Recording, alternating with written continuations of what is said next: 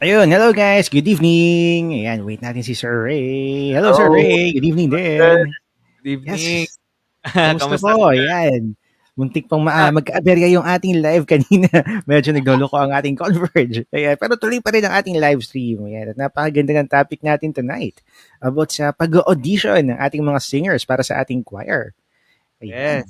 And, sir, ito yung ating bagong ano 'no, schedule ng ating live 'no, sir 'no? Yes, oo nga pala. Mondays na nga pala tayo, guys. So, Monday night and 7 p.m. na po, mas maaga. Saktong 7, hindi na 7:15. Ayan, mas madaling maalala, di ba, guys? 7 o'clock. Ayan, Mondays. Yes. Ayan. So, sir 'no, yung topic nga natin like, yung sinabi mo is, very important 'no? Mm, Especially, when you are a choir master and, you are trying to, uh, choose yung iyong mga gustong mga singers 'no, sir 'no? ayan, Oo. yes, tama, tama po. O kasi alam mo sir ako 'no, sa choir 'no, yung church choir namin dati 'no, before and kahit sa company choir 'no, kapag ikaw ay, magtuturo, usually sir ano, ang nangyayari kung sino yung may gusto 'no, or kapag sa mga company choir, ang nangyayari is, sila yung i-aano ng boss nila, kumbaga sila yung ipu-push ng boss nila kahit hindi naman sila Tama, mga tama. singer. And May ganun. And para sa choir master napakahirap nun sir kasi ano, parang ang mangyayari sir talagang pagtiyatiyagaan mo yung materials mo, 'no? Mm, And mm. isa sa pinakamahirap diyan sir 'pag yung singer na ipinush nung boss nila or halimbawa yung sa church choir is talagang Mhm, halimbawa yes. hindi naman musically, ano ba, inclined kung tawagin nila sir, 'no? And, at the same time sir parang, halimbawa parang, sige dahil wala ng kakanta, sige ikaw na lang. Yun ang isa Tama, pang tama. mahirap dun sir, 'no? So, ngayon, ating i-di-discuss sir 'no, kung paano ba tayo magkakaroon ng successful choir na kung saan mapipili natin itong mga ano, mga singers natin na, which is very important 'no, sir 'no? 'Yan. Okay, so simulan na natin siya, sir. Alright, So, sige po sir, go. yeah. So, the first thing is ito dapat 'no, yung number one talaga. Kahit hindi Mhm, maganda yung boses mo, dapat nasa tono yung singer mo, ayun. 'yan. 'Yan ang Oo nga. number one. Kailangan, kumbaga, halimbawa 'pag may narinig siyang pitch 'no, kailangan masundan niya kaagad or, kumbaga nasa tono yung kanyang pagkanta. Kumbaga, pumapasok dun sa halimbawa pumapasok dun sa pitch ng piano, something like that 'no, sir. So, very, Tama po. very important na nasa tono 'no. So, kung ikaw yung choir master, it's very important na, piliin mo kaagad kung sino yung mga nasa tono 'no.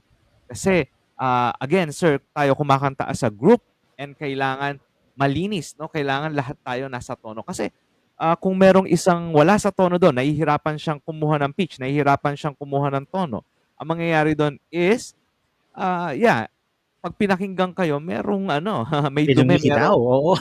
bibitaw na wala sa tono. Yes, So, oo nga. very important na yung ating mga singer is nasa tono. Again, sabi ko nga sir, kahit hindi maganda yung boses, pero nasa tono. Yan, yan ang, unang-una Oo sa nga, lahat. tama. Ano, Ikaw ba sir, Tapos sige naka-experience po. ka na ba nung parang ano, ibig ko sabihin, sa ating ano 'no, sa conservatory or pagpasok, meron ka na ba naging classmate na sintonado, sir? Wala pa naman, pero baka ako, ako pala mismo. Grabe Ayun, 'no? pero so far wala pa naman po. Parang Oo. somehow siguro, parang siguro sa atin somehow dahil parang nakakarinig naman tayo. Normally naman kapag pumasok sa conservatory, yung inspiration natin ay kinig na tayo ng music, mga ganyan. Kaya somehow siguro sa batch naman namin, nakakakuha naman ng tono. I think yung nahihirapan lang po kapag halimbawa yung baguhan sa choir, kapag familiar sila sa tono ng melody, tapos biglang inassign sa let's say alto or tenor or sa bass, biglang hinahanap nila yung parts nila. Ayun, yun lang naman. Pero Ah, yung mismo tono, nakakakuha naman na. Pero sir, anong ma-advise mo? Halimbawa, mayroon talagang interesadong sumama sa choir. Pero sadyang sa tingin nyo talagang, ay, wala talaga sa tono. May mga trainings ba tayo para dyan? Ayun, oo, or talaga meron sir. sadyang, ayun naman pala eh. May pag-asa pa guys. So, ayan. Ayun, sir, kaya ko nga po naitanong sa inyo kanina, no, sir, kasi meron kaming classmate. Meron kaming Ayun classmate pala. sa conservatory before. Anong Talagang initial po? Ininitial eh. hindi ko sinasabihin, pero shoutout sa'yo. Gitarista, hindi, joke lang. Yes. Hello po. Gitarista. Ayan si Rose Tapales. Nanonood siya. Okay, may nanonood talo sa atin. Ako Okay, po, yan. ayan. Mabubumati. Ayan. Okay, hello po. Anyway, so, yeah, sir, gano'n, 'no. So, meron kaming meron nga parang ano siya 'no, sabi ko nga kanina sa'yo gitarista siya. Siguro kasi nga Ayun, ayun. siguro ang galing sa gitara, sir, galing naman. Ah, Galing hmm. maggitara, oo. Pero yun nga, medyo sintonado siya, hindi siya makasunod sa pitches, 'no.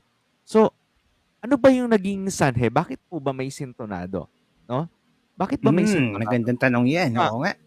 ako ang tingin ko kaya may sintonado, sir, is, ah, hindi niya naririnig yung pitch.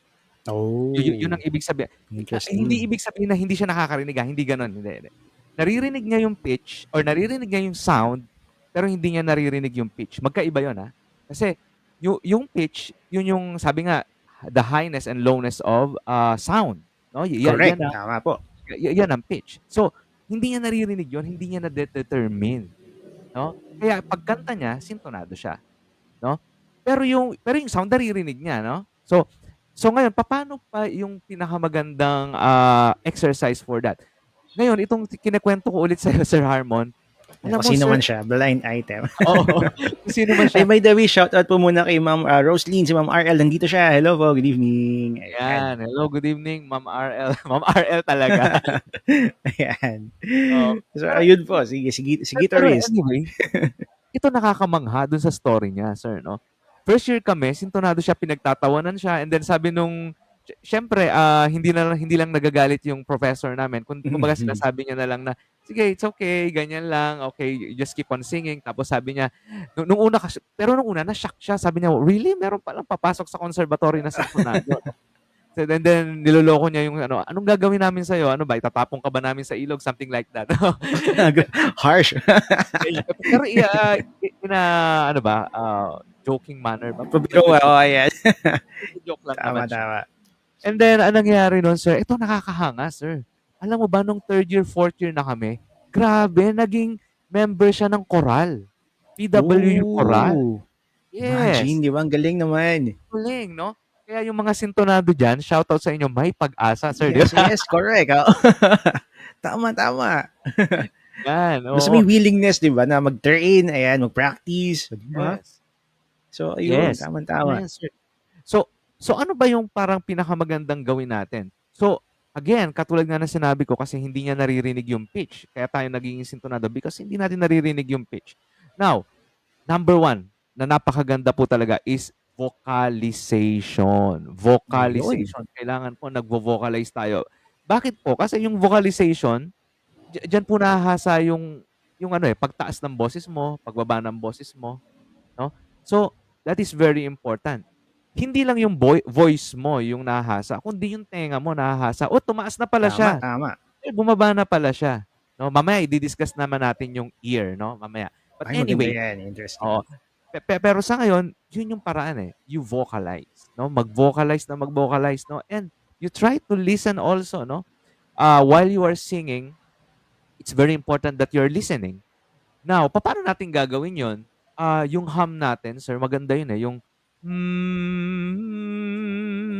halimbawa, tutugtog ka lang ng 2 pitches or 3 pitches sa piano, and then iaham mo siya, 'no? Iaham mo yon, sasabayan mo, iaham mo. Maganda yun, parang hum lang.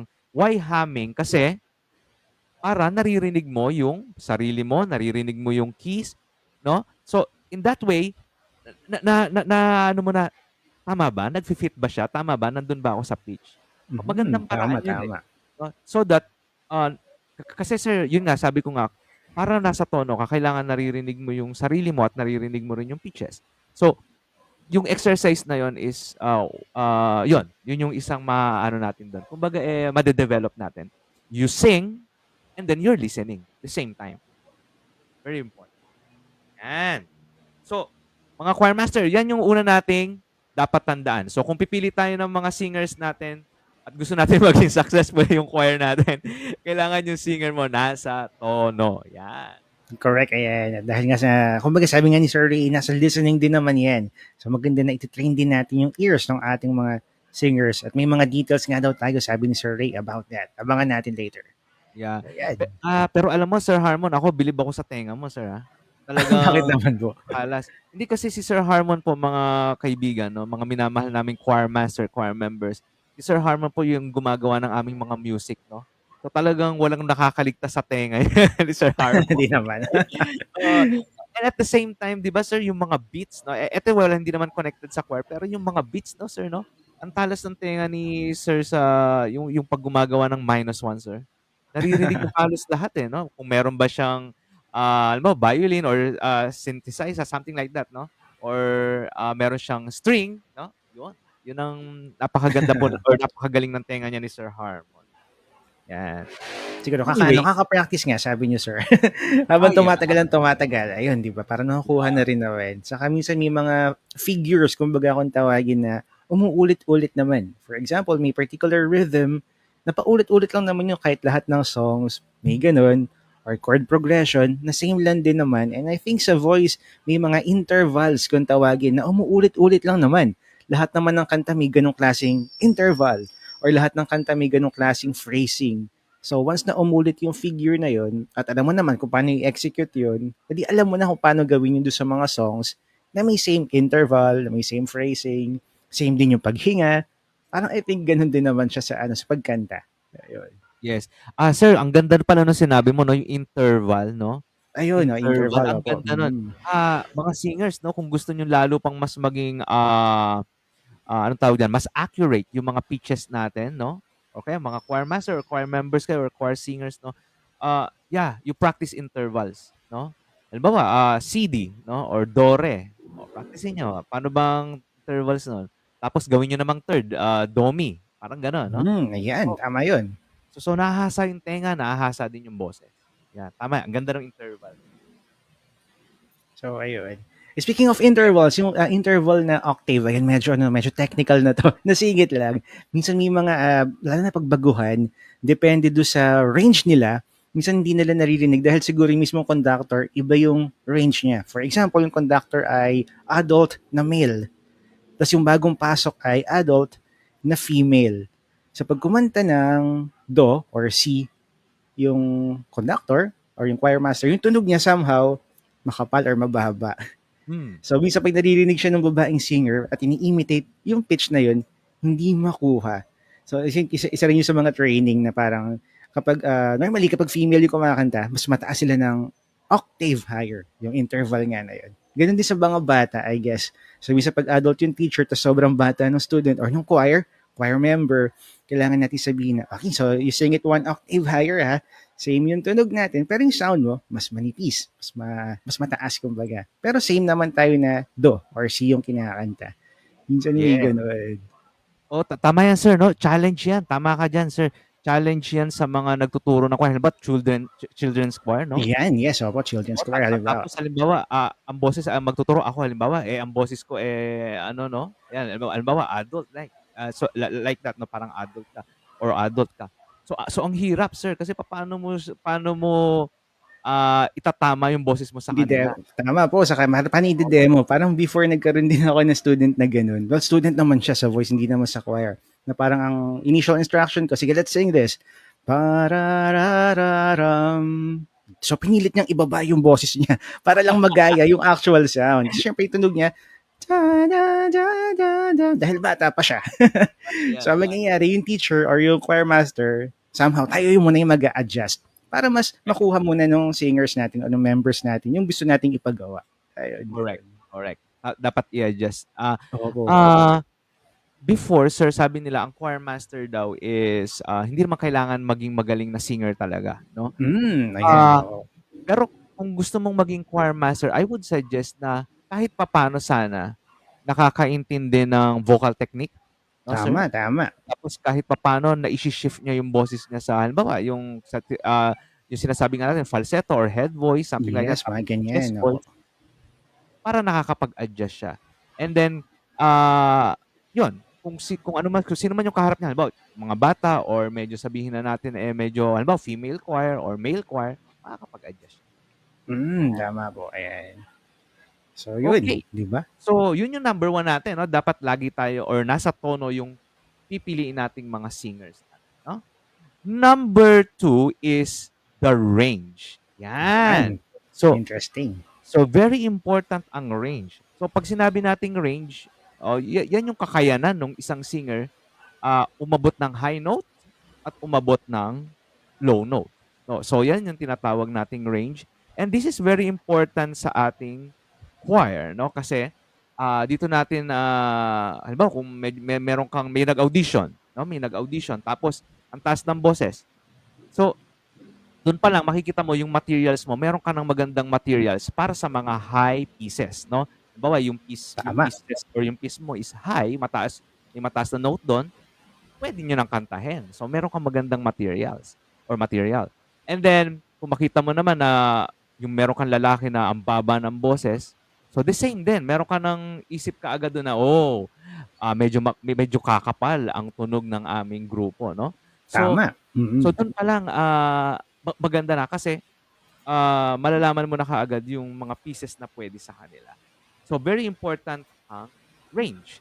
Secondly, sir, is somehow, no, hindi pa naman natin madedetermine ano ba tawag dito, yung classification ng boses nila, no? Pero at least dito pa lang meron ka ng makikitang liwanag na itong singer na to pwede siguro sa soprano to mataas eh. Tama, tama. Something like that, or Yes. pwede ka sa bass kasi mababa. So, range is very important.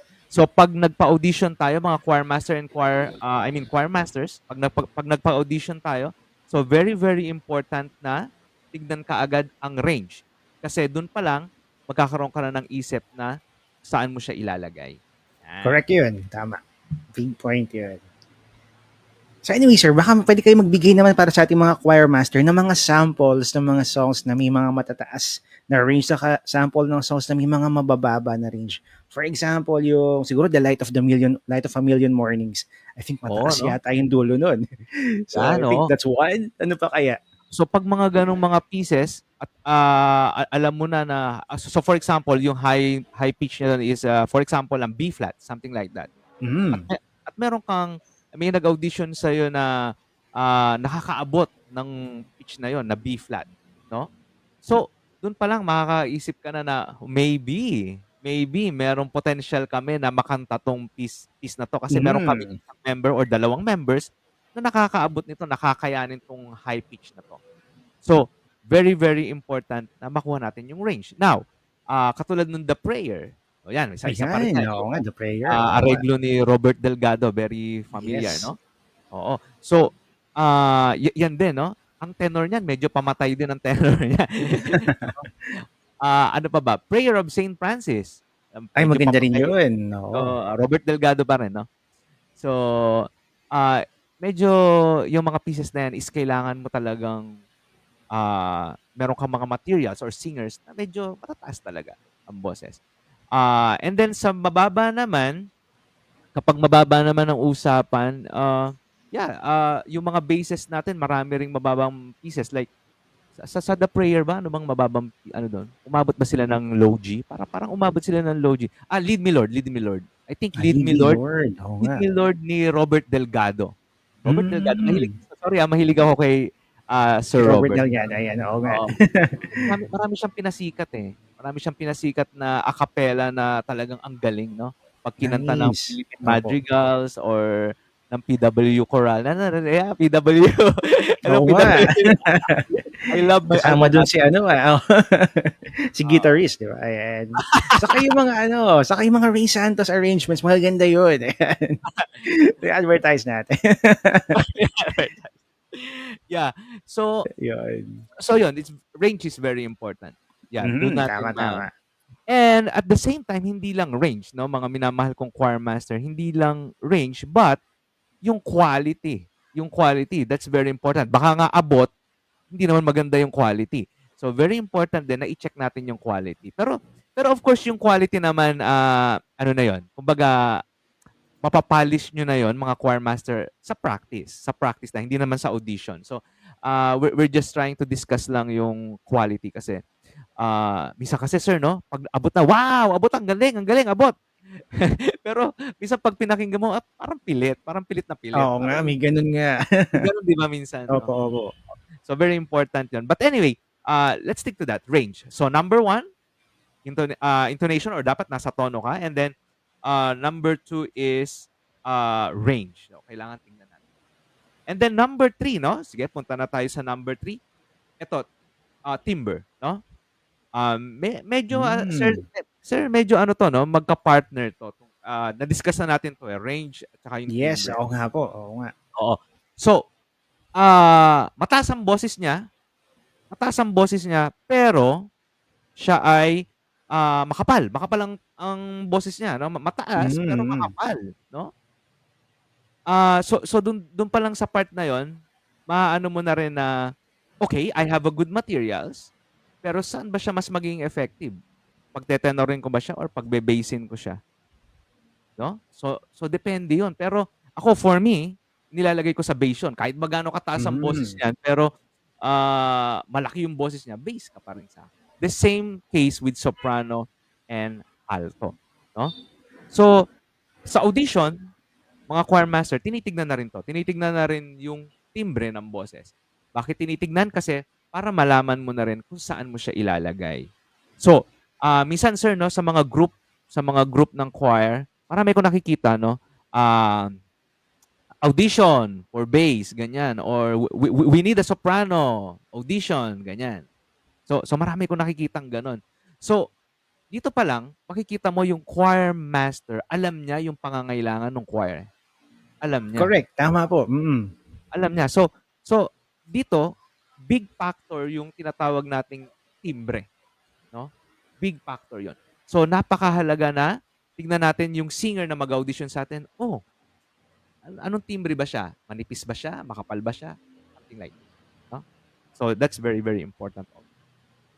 Tama yun, sir. Pero by the way, may naging friend po ako na baritone siya. Well, Filipino siya na baritone. So, siguro sa standards ng Pinoy or Asian, Yep. makapal na yung tunog niya. So, nung nangyari, nung nag-audition siya, or kung hindi man audition, sumali siya doon sa choir sa, I think sa Italy ba yun? Or basta sa European choir. Ang nangyari, parang ang nipis ng tunog niya compared do sa ibang choir. So, siguro may something din sa genes ng Asians or kung ano man na somehow medyo manipis pa yung tunog natin compared do sa actual na baritone or bass ng ibang lahi. So, nangyari, nalipat siya sa tenor. Ganun yung nangyari. Alam mo sir, narinig ko na 'yan, narinig ko na 'yan 'no. Totoo ba 'yun na ano, na may research nga 'yan, narinig ko na 'yan na parang, minsan daw, majority ng mga Asian ganyan, kalimitan mga baritone ganyan.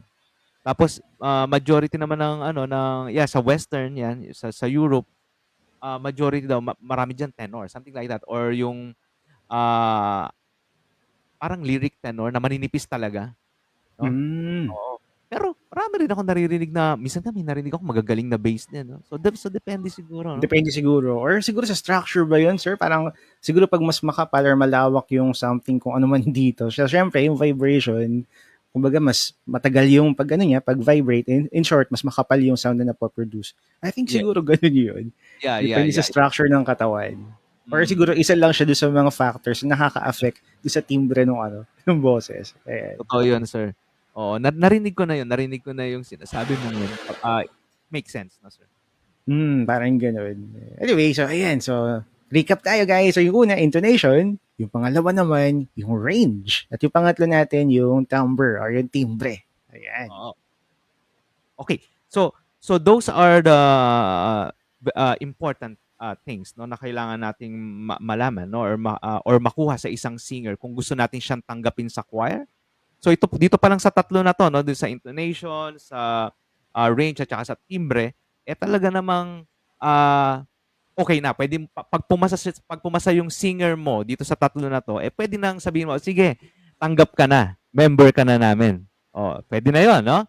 Pero ito, isa sa pinakamahalaga 'to, and, ah, alam mo sir, napakaganda, pinag-uusapan natin 'to kanina, pero kalimitan sir yung mga choir master na ano 'to, nate-take it for granted 'no? Itong Hmm. tinatawag natin na ear, 'yan, Oh. ear, 'no? Ngayon may connection din naman ito dun sa sinasabi nating intonation, pero Yung ear ba na 'pag sinabi nating ganito, sir, kasi alam mo, sir, ang isa sa mga experience ko sa choir 'no, kailangan mabilis ang pick up mo, 'no? Mabilis ang pick up mo. So, bakit mabilis ang pick up? Kasi siguro nga grupo tayo, so medyo dapat nagmamadali tayo na kumbaga, matapos agad natin yung piece kasi mahirap, marami tayo, so magtatagal talaga tayo. So medyo, kailangan natin magmadali. So, ear, ano ba ang ibig sabihin nitong ear? Okay, ang ibig sabihin nito is kaya ba nitong singer na 'to na iparirinig ko sa kanya ng 2 hanggang 3 beses itong musical praise na 'to. Halimbawa, may musical praise tayo, tapos uulitin ko ng 3 beses or dalawa, sige dalawa para mas medyo challenging, dalawa. Ayan, okay. Then ma-hum niya ba ito? Oh, Ayan. Naku, sir, sabi sa'yo, meron akong, pinag-auditionan parang 2 choirs yata na ano naman, medyo magagaling silang choir. Ito yung exercises nila. Kapag yung halimbawa mag-audition ka sa kanila, so pipindot sila ng, isang musical praise, minsan dalawa pa, minsan parami pa ng parami 'no, and then susubukan nila oh. kung makukuha mo yun. Kapag yun nakuha mo, ay talagang sasabihin nila sa'yo na, "Wow, galing." Talagang, kumbaga, sama ka talaga sa'min. Kasi Sa ang choir, talas oo nga. talas ng ano mo, ang talas ng kumbaga tandaan mo siya kaagad, 'no, yung tenga mo matalas, 'no? Okay. So that is very, very important. So, suggestion ko mga choir masters 'no, or halimbawa maybe you're a beginner na choir master ka, maganda isama mo 'yun 'no, isama mo sa routine mo 'no. Halimbawa kung may mag-audition sa'yo, you try to, play like for example, one musical, praise lang 'no, and then try mong ipa-hum dun sa nag-audition 'no. Siguro, musical praise siguro mga 5 nota 'yun 'no, sir, puwede na 'yun 'no, 5 nota, Puwede, oo nga. Basta mga lim complete kumbaga yung ano, yung musical thought niya, parang gano'n. oo, 'di ba? So, Yan. kapag nakanta niya 'yun, wow, talagang I think, meron kang isang magaling na ano, na singer, 'no? Tama, oo nga. Kasi sir sa practice naman sir alam mo, I don't know, kasi before, during my time, 'pag yung tinuldok talaga ng choir master mo yung or tinugtog ng choir master mo yung tono niyo, ano dapat, makuha mo na kaagad yun. Kasi nung panahon namin mga minamahal kong mga choir master kung mai-share ko lang, wala namang mga recorder nun, walang Oo mga nga 'no, cellphone opo. nun. Mm. Oo, walang mga cellphone, unlike ngayon, puwede siguro, choir master paano tono namin? O sige patugtog mo kay choir master, tapos punta ka sa isang tabi, paano yun? O sige pag-aralan ko.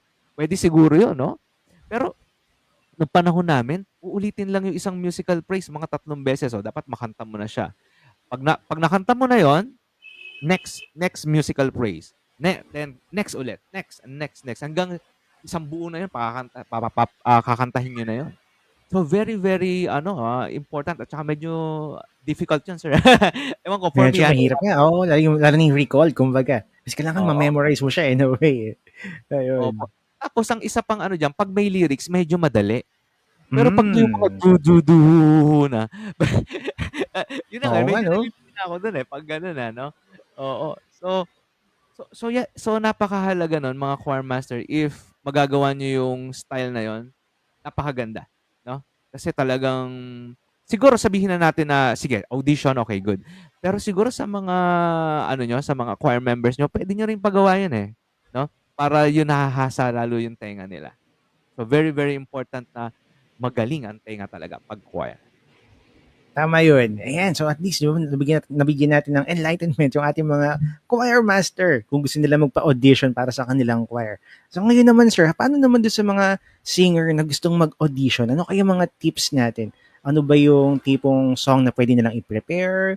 Ano kaya yung pwede nilang gawin bago mag-audition naman? Yan. Siguro kung wala ka talagang karanasan sa choir 'no, ah, usually naman ang nagbibigay naman nun nung ano, yung choir mismo or yung choir master, please prepare, one church song, something like that, Ayun, may or ganun or pala. or or please prepare, a cappella, something like that 'no, something like that, mga gano'ng ano. Ah, pero ako ang maipapayo ko lalo na kung wala kang karanasan sa choir, ah, is you just need to sing at ipakita sa kanila yung skills mo, 'no? Kasi para malaman nila kung ano yung kakayanan mo talaga. So halimbawa, ako wala akong alam sa notes, wala akong ano, basta alam ko lang kumanta, tapos nasa tono naman ako. Yeah, pagdating mo doon, kaharap mo si choir master, siyempre kakabahan ka ng konti. So, sumunod ka lang doon sa pinagagawa niya. So, halimbawa, one church song. So, kantahin mo yung church song na alam mo, no? And make it sure that you will produce a good tone. Yan. Ayan. Tama, Kasi tama. alam nyo, mga choir members or singers, no, or mga gustong mag-audition, diyan pa lang, pag may nakita nilang may voice quality ka, no, pag may voice quality ka, talagang si choir master minsan, pwede to, no? Pwede yan, pwedeng soloista to. Yan. Yan, gano'n, no? Itong tanong mo, sir, is parang hindi naman on a technical side. So, kung talagang wala kang alam, hindi mo alam yung ano, basta alam mo kakanta ka lang. Just do your best. Just give your best voice quality. Yan. Tama, Yan nice yung yan. ano, gustong mag-choir. Tama, tama. Ay, by the way, itong interesting din to. Paano naman, sir, halimbawa, kasi may mga tao din naman na halimbawa, lalaki siya, pero yung boses niya, sobrang nipis, nagiging alto na, o yung countertenor kung tawagin. So, pag mga gantong klaseng singer ba, ano kayang klaseng choir yung pwede nilang pag-auditionan? Parang yung mga standard choir kaya pwede sila doon? Or ano kaya, may Grabe, specific? no? O, may mga ganun kasi, oo. Ngayon, sir, marami ng cases, 'di ba? Lalaki tapos sobrang nipis ng boses na parang alto na. Maraming cases na gano'n, sir. Anong nangyayari minsan, 'di ba, pinakakanta sila ng alto, no? Kasi parang kung Tama. magte-tenor sila hindi na bagay, parang gano'n. Mm. So may mga gano'ng cases. So wala namang problema akong nakikita do'n. So for example, SATB yung nasalihan mo. By the way, sunod tayo kay choir master, So halimbawa, kung ako yung choir singer or choir member, 'pag sinabi sa'kin ni choir master na sa bass ka, kahit ayaw mo kailangan mag-bass ka kasi yun yung alam niya na nakita niya sa'yo na kailangan mag-bass ka. Wag mong Tama, meron tama. meron kasi sir ano, "Hindi gusto ko mag-tenor." Hindi puwede yun. Oo, na Kailangan pumilit. Tapos umalis ng choir dahil nilagay sa bass. gano'n, oo. Pero pero sir yun, sunod tayo kay choir master, 'no? Now, Tama, tama. marami ring cases na, ano 'no, na babae naman babae naman na sobrang baba rin ng boses na ano sir, parang kahit sa alto hindi siya nag-aano. Oh, Oh, okay. alam mo ang isang karanasan ko diyan, meron akong babaeng na-meet na ang baba talaga ng boses, tapos ang masama pa dun sa boses niya sir, husky. Kaya Hmm. ang hirap sir. Now, ako bilang choir master siyempre ayaw mo ma-o-offend minsan yung lalo na kung church choir 'no. Oo nga naman, Siyempre ayokong ma-o-offend yung aking singer minsan kung ano naman, kumbaga nakikita mo she's doing her best. Siyempre sasabihin mo na, medyo hinaan mo lang ha, medyo hinaan mo lang para, ah, umano yung tunog mo. Kumbaga sumama pa rin and then at the same Hmm. time paliwanag mo sa kanila na medyo husky talaga yung boses mo. So, kailangan kumbaga 'pag nilakas mo yan, lalo tayong hindi magbe-blend, 'no? Mm, yan. Although sir, marami pa rin tayong exercises para sa mga husky boys, marami pa rin tayong mga Ayun pala. exercises. Mm. Para medyo mabuo yung mga boses niyo, meron tayong mga exercises diyan. Yan, Ayun okey. guys, so 'di ba interesting? Ayan, interesting sa ating mga choir masters, interesting din sa ating mga singers, ayan, sa mga members. Ayan. Yan. So recap lang tayo sir 'no? So, sa mga choir masters na nakikinig sa'tin 'no, at ikaw ay, gusto mong kumuha ng mga bagong singer or halimbawa, wala ka pang choir, halimbawa nasabihan ka ni father, can you build a choir or can you create a choir 'no, halimbawa. So ito yung mga panuntunan na kailangan mong sundin, okey? Number one, kailangan tayo ay nasa tono, kailangan, yung, range ng singer is ma-identify natin, yung timbre ng boses kailangan makuha din natin and then kailangan itong singer na 'to ay magaling ang tenga. Yan, okey. So yan yung apat na, kailangan mong tignan bago mo tanggapin yung isang singer, yan. Nice. So we hope nakatulong po yun ayan, sa ating mga choir masters. Anyway, so ayun, baka may interesting kayo na mga tanong o kung ano man, pwede nyo rin naman kayo mag-send ng private message sa amin. And malay nyo, baka sa next na live stream, yun naman yung maging topic natin. Ayan. Yes, Yun. ayun. Sir, bago lang tayo magtapos 'no sir, meron lang tayong mga announcement kasi, Yes, sure. medyo Sige po. medyo parami ng parami yung ating mga programs pero sa ngayon Yan. 'no, magkakaroon po tayo ng choral seminar, no? No? So, or choral workshop and seminar, no? Of course, yan po ay mangyayari sa, okay, for a moment na, yan. Kaya po kami ay nag-aano ng mga choral materials here is because uh, we are going to invite you sa amin pong choral workshop and seminar this coming August 30. Yan. Huwag kayong mag-alala dahil ipopost po namin lahat ng mga details sa aming Facebook page, sa Ray Santos Choir Master's Guide and Ray Santos Music Studio. No? So, ipopost po namin yan, yung details, para if ever po na interesado kayong sumama dito sa aming ah, choral workshop and seminar, alam niyo po yung inyong alam po niyo yung aming details. Yan. Of course, makakasama ko po diyan si Sir Harmon. So yan, you have two Yeah. speakers, no? So ang topic po natin is basic choral conducting and art of accompaniment. So ako po yung magdi-discuss ng choral or I mean choral conducting, and then Yes. sir naman po ang sa um, art of accompaniment. Tama, tama. So, ayan, And kita-kita then po tayo dun, ha? yes. Soon, i-announce namin yan. Yan. Okay, sir. So, yun lang po siguro yung aming announcement. And, yeah.